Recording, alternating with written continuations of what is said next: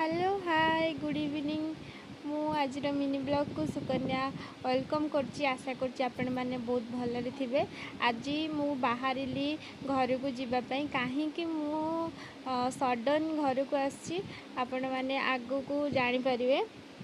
एबे मु हीराकू स्टेशन जिया पई बाहरली। एबे मु जाउची आउ फाइनाली आउ किछि टाइम भितर मुझे जाके पहुँची जीवी। एबे मु हीराकू स्टेशन में आसिकिना पहुँची गली। आउ मु एबे ट्रेन पाई वेट करिछि। ट्रेन 20 मिनिट लेट अच्छी तो से मु ट्रेन में बस सारा पर टिके मैडंगल टिके खाइली।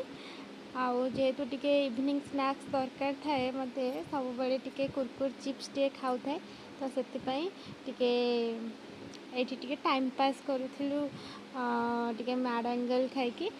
आउ आपण माने ट्रेन रे जर्नी कले आपण माने खाती कि नहीं सियोर कमेंट बॉक्स रे जणेबे।